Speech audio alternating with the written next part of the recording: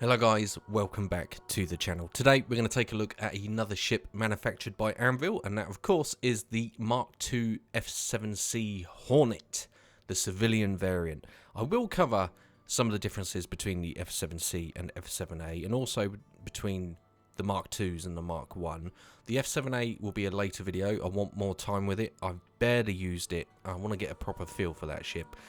I didn't get a proper feel of the civilian variant either, but I think the Mark IIs in general look really good.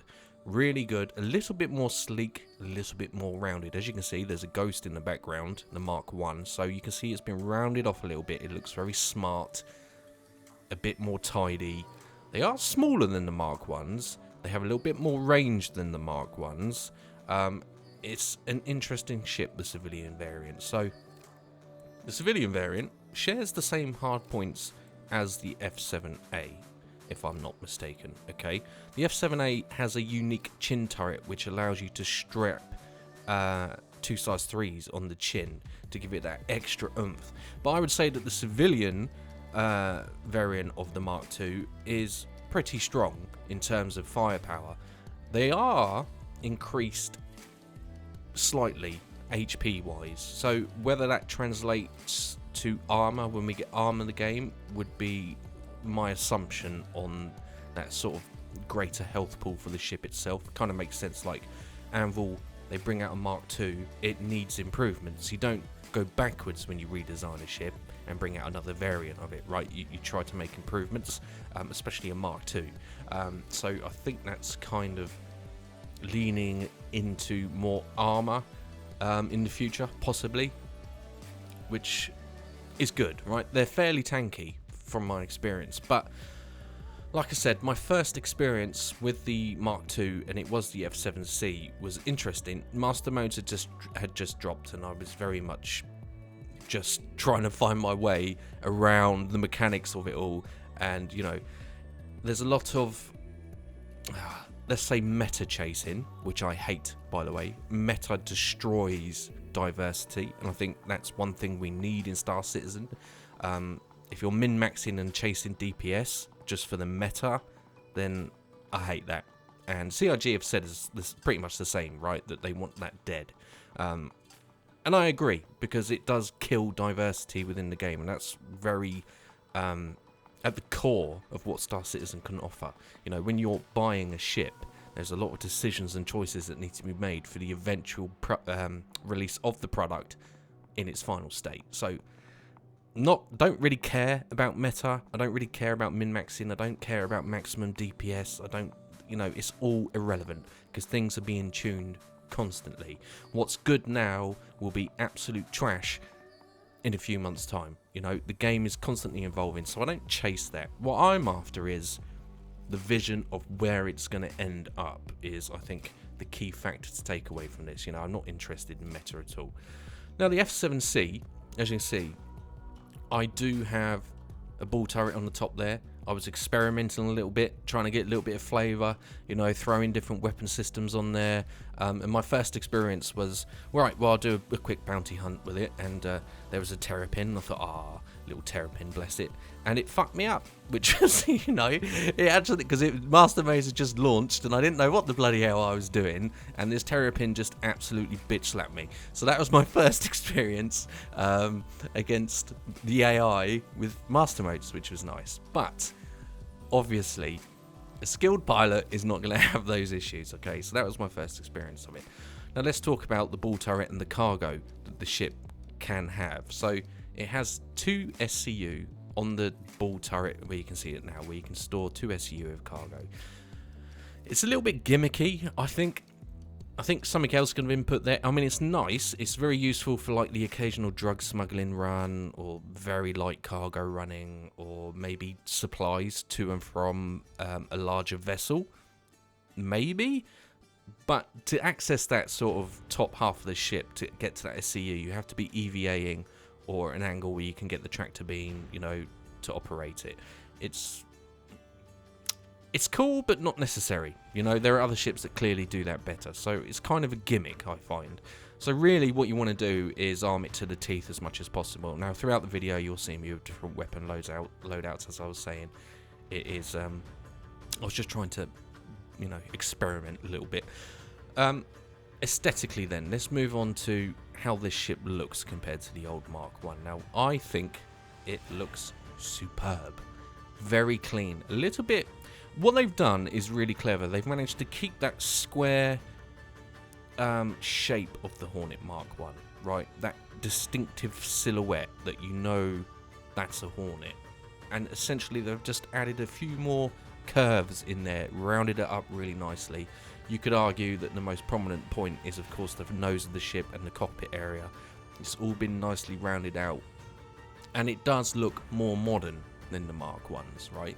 But we still have that glorious engine, okay, and we still have that glorious shape of the Hornet. So I actually think, although the changes are subtle, I think they look great.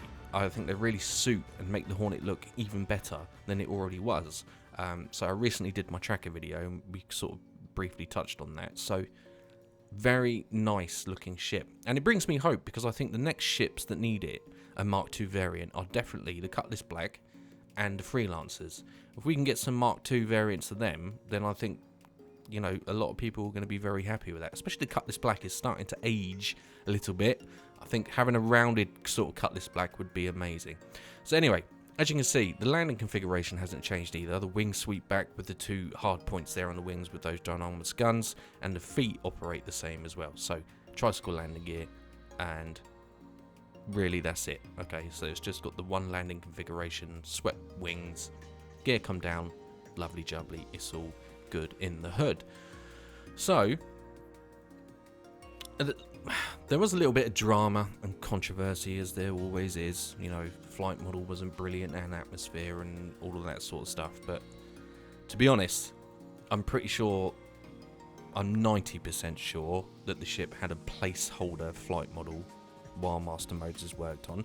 Now I have since upgraded the F7C to the F7A, so I can't tell you how it handles now at all. I only had a brief experience with it, and at the time it was a little bit clunky in atmosphere. I just remember that thinking, this doesn't feel right. So I think that's probably changed by now. They've had long enough. So who is this ship for, really? I mean, you're not missing out, to be honest, if you haven't got the F7A variant, which, you know, only has a little bit more firepower than the civilian variant. Okay, you're not missing out a whole lot, and the event itself was incredibly frustrating to get that free upgrade to the F7A. I found it annoying because the game was just breaking constantly, and it meant that you have to keep doing the same mission over and over. And luckily I got it, because I was determined and mad at this point. But you're not missing out by having the civilian. Don't think that the F7A isn't complete and utter different animal. It isn't. It just has a little bit more oomph to it. The cockpit of the Mark II, I really like it. It's really smart and tidied up in here, and it keeps some of the traits from the Mark I cockpit. So they haven't redesigned the wheel. They've just essentially made minor improvements here and there and tidied it up. There's a lot less sort of dials, some nice buttons going on, you know, the MFDs, which I always mention, but nice and tidy. It does lose some extra MFDs, but I believe Sig said that, you know, in the future we're going to get helmet mounted HUDs, which is perfect, right? As long as they tidy up the new UI, because I'm not a fan of that at all. It's far too arcadey, almost childish in some respects. So helmet mounted HUDs would be amazing, but overall cockpit absolutely superb. Thing is, these Mark IIs now kind of make the Super Hornet underpowered a little bit. Power creepers thing, obviously, that needs to die, along with meta, that needs to die. But the Super Hornet kind of becomes unsuper with these Mark IIs, because the Mark IIs have a little bit more range, a little bit more armor, if it does transfer to armor, potentially more firepower. So I think the Super Hornet may need a little bit of extra love. I'm sure that will happen. How they do that, I don't know.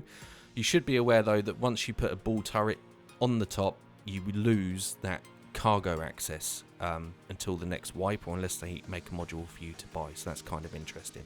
Right, let's take a look at the ship's stock, weapons and components.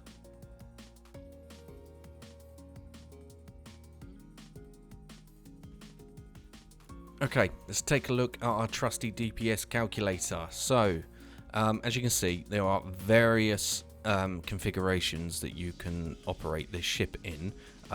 We have ball turrets, chin turrets, different weapons. You can put a size 4 weapon system in that cargo area of the ship if you so choose, on the relevant variable puck and all that sort of stuff. So flexibility, the ship has plenty of it.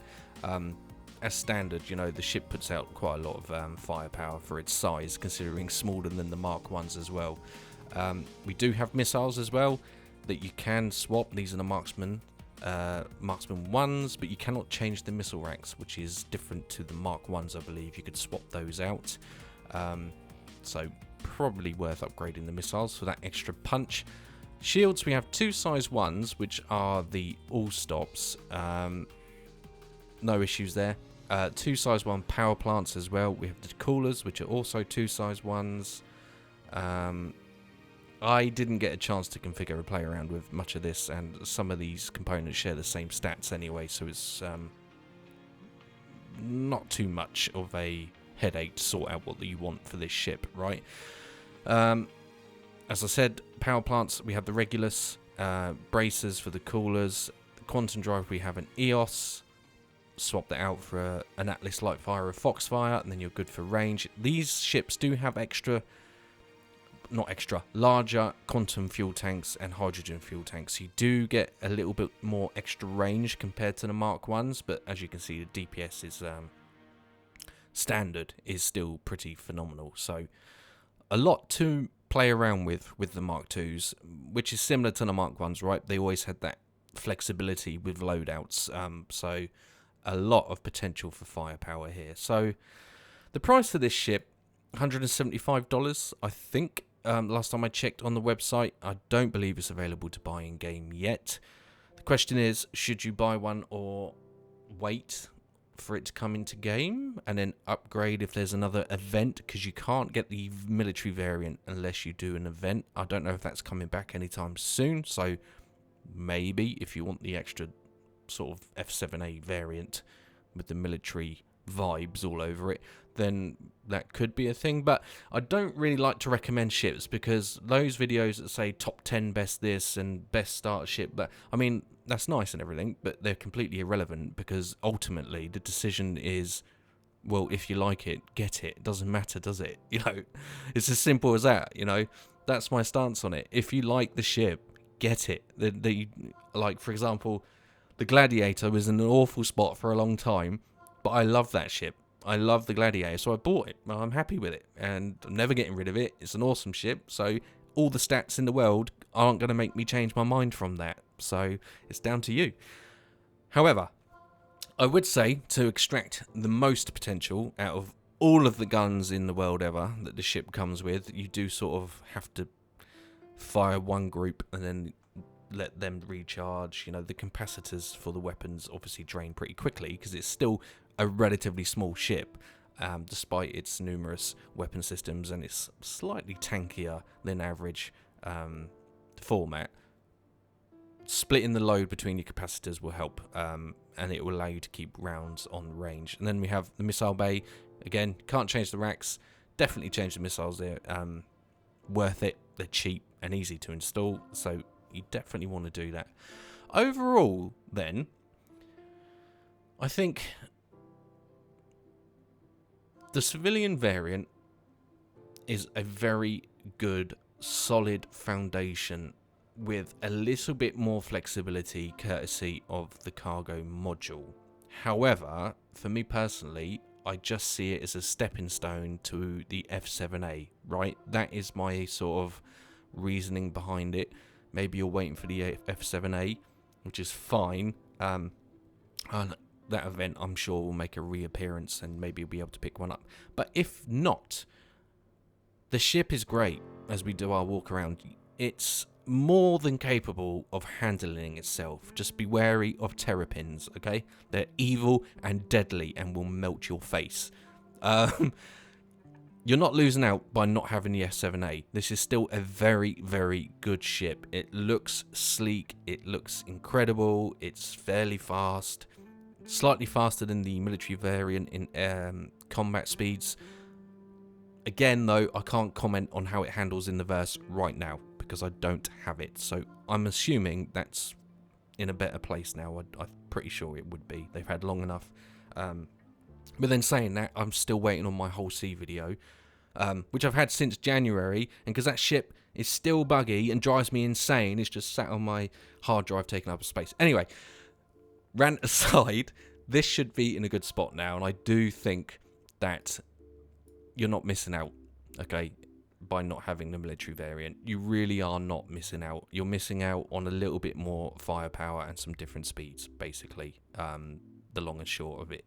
In a roundabout way. I mean, the F7C comes with excellent paints. I mean, there's excellent paints for both of those variants of ship. The Hornet Mark 1s, the only one that suffers is the Super Hornet because it's got less armor, or health pool, as we call it at the moment, and less powerful weapons. So I'm intrigued to see if we get a Mark II Super Hornet, because I'm not sure how they could tidy up the Super Hornet. Apart from that, the ship is fantastic. It will fit your criteria. You will go around and still be able to slap people in the face if that's what you're after. The fact that the ship is highly customizable as well, I think is a huge selling point. I think it's really, really nice that if you get bored with a loadout, there's so many variations that this ship provides to you. So you're always going to have situations that might be slightly different, and you are going to be able to tailor the ship pretty well. So always bear that in mind. I believe the cargo module will go on sale as well if they decide to do that, and you will be able to put it on the F7A, but obviously you would lose the top turret. So I think it's a fantastic looking ship. Tons of potential here.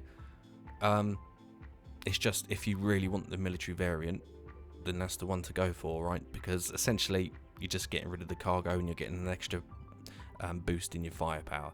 Right, let's jump into the ship then and go over the cockpit. Now, at first I thought we were missing 2 MFDs compared to the Mark 1, but then I realised no, we're not actually. We're missing 4 MFDs from the Mark 1 total, so we just have 2 now. But you know what? I think it's all the more cleaner for it. I think, do you really need, I mean, they're cool, right, to have all that displayed in front of you, so you can have, and it does become like the Constellation series of ships. You think of those cockpits and how nicely laid out that is, so it is nice to have all of that. As you can see, the visibility in here is not terrible at all. It's fine. You can still see everything. The struts are how they are. The lighting in here is better. There's no annoying lights on the struts like the Mark 1, especially the tracker that blinds you when you're in the darkness of space. But 2 MFDs, and let's pretend that we've got our flight display on our HUD through the helmet working, then I think it's a non-issue. Maybe if they added 2 MFDs, I'd much rather them. As you can see, we still have buttons here that still carry over, and the eject button between the legs. But the buttons and stuff still carry over from the Mark 1. Ideally, to make this cockpit perfect for me, I would like a hardback MFD for the radar, because I am just not a fan of how they look at all. These digital ones, they're just terrible. They're terrible. Let's just have a hardback MFD and be done with it, I think. But overall, very cool ship. HOTAS system, very tidy in here. Not really much more to say about it. You know, it's a great improvement to something that was already good, if you know what I mean. So I'm very pleasantly surprised by how well the Hornet Mark IIs came out. I look forward to see if we get any more variants, i.e. a tracker or a ghost, maybe a Mark II Super Hornet, or a Mark II Wildfire, question mark? You know, these things are good to look out for. So there we go, guys. That was my video on the Hornet Mark II civilian variant. I hope you enjoyed it. If you did, you know what buttons to press, and I of course will have more Star Citizen content en route to your location very soon. Thanks for watching, guys. Take care. Have a good one. Cheers.